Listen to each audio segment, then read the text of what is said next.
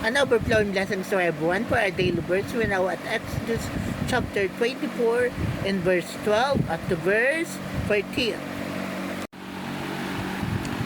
The Lord said to Moses, "Come up on the mountain and stay here for a while. I will give you the two flat stones on which I have written the laws that my people must obey."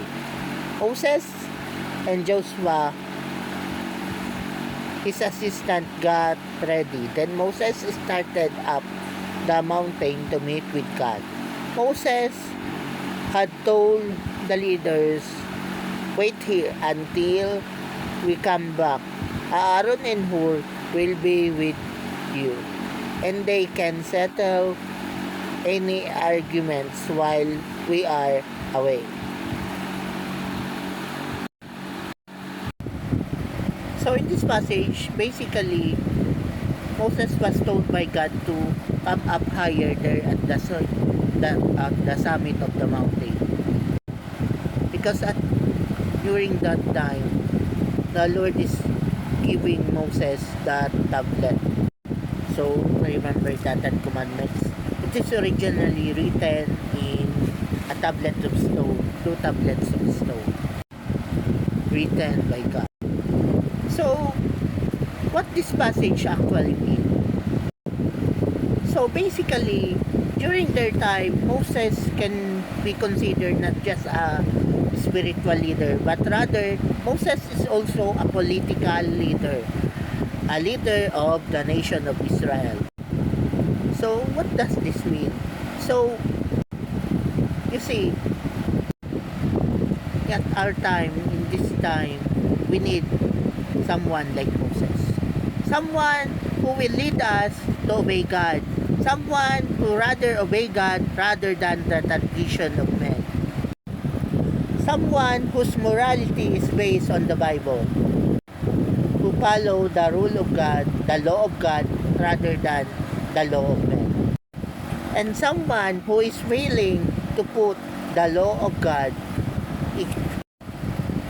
who is capable of putting the law of God as if it became the law of the land.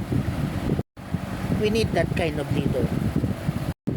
We need that kind of leader, that Moses level of leadership, wherein intimacy with God is a must. Imagine if your country and their leader had an intimacy with God. Can you imagine that? A country whose leader is led and whose authority was empowered by God. Perhaps that country has no corruption. Why?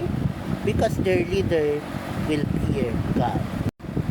So let's pray that we need and God allow to raise those kind of leaders. We need those kind of leaders, right?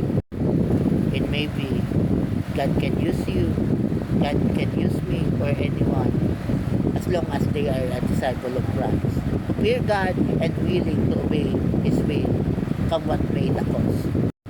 So, the question is, are you willing to be used by God?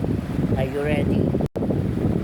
See, in the Bible, we can read a passage that talks about if the wicked men or wicked leader perish, they will be replaced by the godly.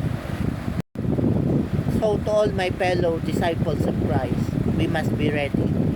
There might be a period of time that God will use us. Okay? So, be ready. Okay? Okay.